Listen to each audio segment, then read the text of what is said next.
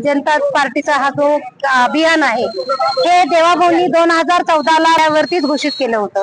तेव्हापासून त्यांच्या मनामध्ये विचार होता की प्रत्येक स्त्रीला हा मान सन्मान हा नुसत्या एखाद्या काही योजना न देता त्यांना अगदी तळागाळापासून जसे की ग्रामपंचायत असेल, पंचायत समिती असेल, जिल्हा परिषद असेल, राज्यसभा, लोकसभा, विधानसभा या सगळ्यामध्ये 33% आरक्षण त्यांना मिळावं यासाठी जो त्यांचा अट्टहास होता आणि त्या अट्टहासासाठी आज त्यांनी हे जे नारी शक्तीचा अभिमान याच्या माध्यमातून आम्ही आज हे कार्यक्रम घेतलाय आणि त्या कार्यक्रमाच्या अनेक योजना जरी लाभल्या असल्या तर त्यांचा धन्यवाद यासाठीच देतो। हा विधेयक जो आहे येणारा त्यामध्ये महिलांचा खऱ्या अर्थाने मान सन्मान केला जाईल आणि एक सगळ्यात महत्वाची एखादा जर कायदा असेल त्या कायद्याचं जर बिल पास करायचं असेल तर त्या विचारामध्ये त्या महिलांना घेतला जाईल जेणेकरून महिलांवर होणारा अन्याय अत्याचार याचा विचार एक महिला प्रतिनिधी चांगल्या पद्धतीने करल आणि त्याचा तिचा सहभाग तो चांगल्या पद्धतीने नोंदवल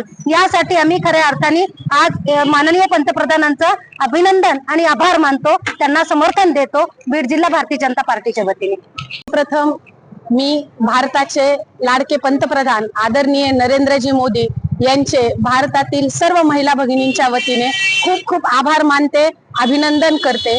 कारण की नारी शक्ती वंदन हे अधिनियम उद्या ते संसदमध्ये मांडणार आहेत आणि भारत देशामध्ये या निर्णयाचं सर्व स्तरामधून स्वागत होत आहे। त्याचंच हे एक उदाहरण आहे की आज आम्ही या ठिकाणी सर्वजण उपस्थित राहून त्यांनी घेतलेल्या या निर्णयाला पूर्णपणे समर्थन देत आहोत। यामुळे तळागाळामध्ये काम करणाऱ्या महिला आणि ज्यांचं फक्त हे स्वप्न होतं की आपण देखील संसदेत किंवा विधानसभेत जाऊ शकतो ते स्वप्न खरं होणार आहे, त्या स्वप्नाची पूर्तता होणार आहे। यासाठी आम्हा सर्वांना या गोष्टीचा खूप खूप आनंद आहे, अभिमान वाटतो आणि म्हणून पुनश्च एकदा आम्ही आपल्या भारताचे लाडके पंतप्रधान नरेंद्रजी मोदी यांचे आभार मानतो।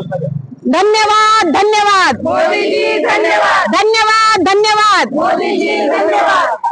भारतीय जनता पार्टीचा विजय असो।